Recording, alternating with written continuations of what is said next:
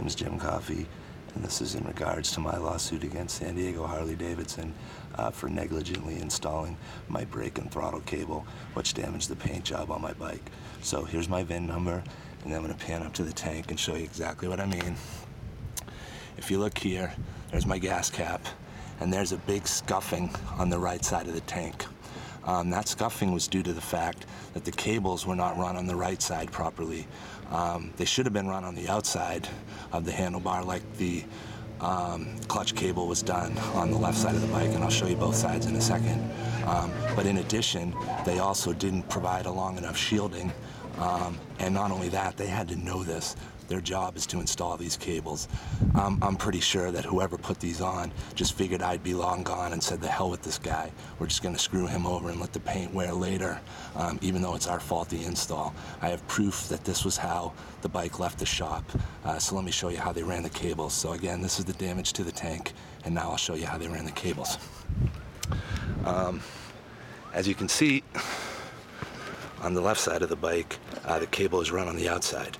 So if I turn the handlebar all the way to the left, the clutch cable never ever touches or comes anywhere near my tank.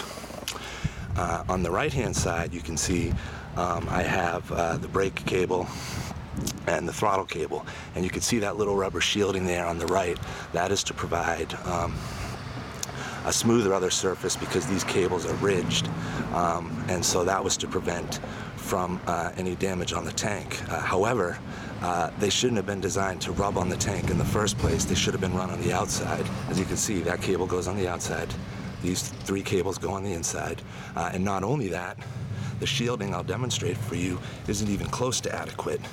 When I come in all the way here, like when I'm backing up the motorcycle, those cables completely touch the tank. And so what ended up happening was those cables rubbed against the paint and led to the damage that I showed you before there. All the scuffed up ridges exactly correlate with the ridges that, I don't know if you can tell here, but this cable's ridged, and you can see this rubber cable here, which is definitely not adequate in length or anything close to it. Again, as I come in, all those ridges touch all that way along the tank, and that's exactly what caused the scuff mark.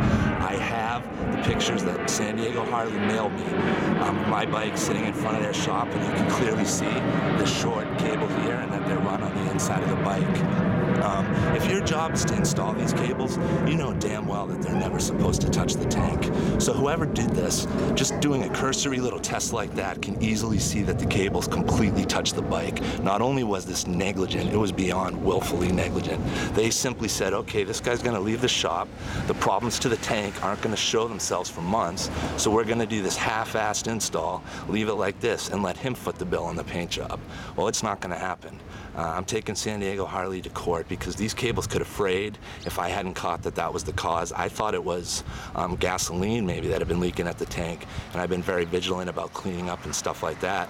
But when I took it to my mechanic, he noticed that the cables were just run improperly by San Diego Harley. And I'm pretty sure they customized the bike. I'm not 100% sure on this. I don't think it left the factory like this, but maybe it did. Maybe it was a custom order. I'm not, again, sure how it happened. But whoever installed these cables did it either at the Harley factory or at the Harley dealership in San Diego. And like I said, if your job is to install these cables, you know damn well that ridge cable shouldn't completely touch a tank like that. And that's what they did. So I just want you to know that that's the kind of people you're dealing with.